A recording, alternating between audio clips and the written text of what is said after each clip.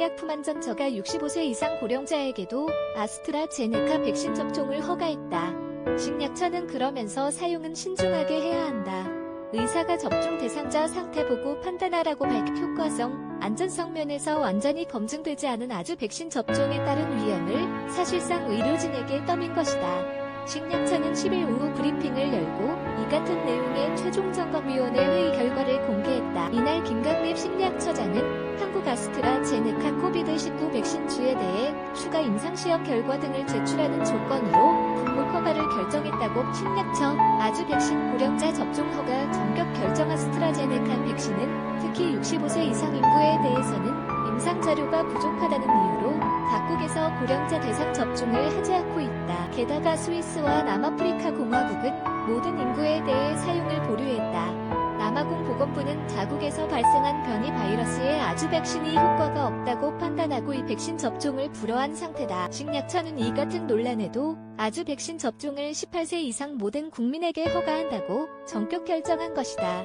식약처는 허가를 한다고 밝히면서도 사용은 신중하게 하라는 이중적 태도를 보여 김강립 처장은 10일 브리핑에서 아주 백신 접종을 65세 이상을 포함한 18세 이상으로 허가하기로 했다. 다만 사용상 주의사항에 65세 이상의 고령자에 대한 사용은 신중하게 결정해야 한다는 기재사항을 추가하기로 했다고. 식약처 허가는 하지만 사용은 의사가 판단해야.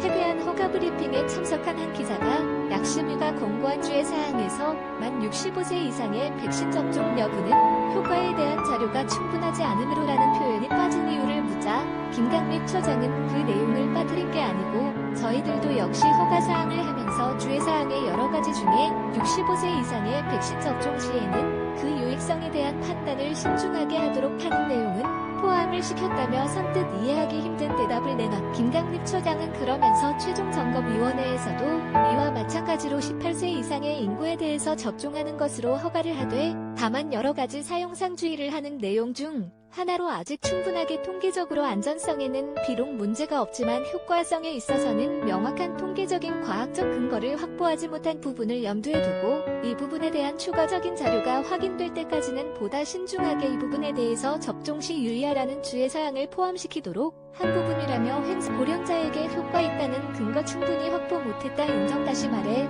65세 이상 고령자에 대해 효과가 있다는 근거를 충분히 확보하지 못했다는 사실을 인정하면서도 아주 백신 고령자 접종을 허가해. 김 처장은 65세 이상 접종 시에 의사가 대상자 상태에 따라서 신중하게 판단하게끔 했는데 어떤 경우 접종이 가능한지 또는 안 되는지 기준이나 예시가 있는지란 질문에는 구체적인 기준이나 예시를 가지고 지금은 말씀드릴 수 있는 사항은 아니라고 판단된다라며 황당한 대답. 김 처장은 고령층에 대해서도 그 연령대에 적합한 이러한 과학적 근거가 부족하기 때문에 유익성이 더 큰지 여부 등을 종합적으로 판단하면 좋겠다 라는 그러한 유의사항을 약품을 허가하는 과정에서 조건을 부과하는 것이 좋겠다는 것이라고 덧붙. 이 발언은 의사의 진단에 따라 아주 백신을 투여한 고령자가 만일 코로나에 감염될 경우 의사가 책임져야 한다는 주장이나 마찬가지인 셈이다.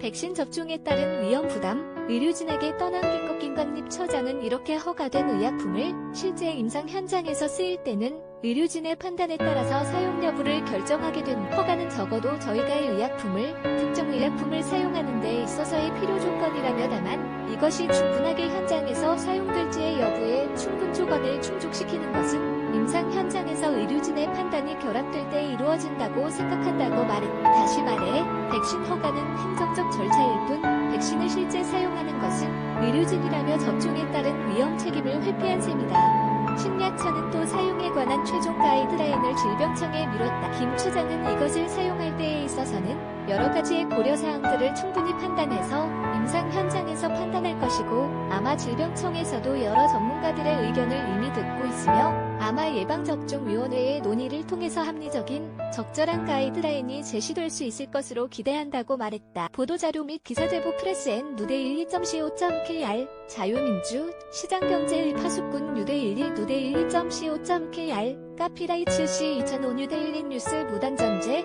재배포 금지 누대12 댓글 운영정책 라이브리 댓글 작성을 위해 자버스크립트를 활성화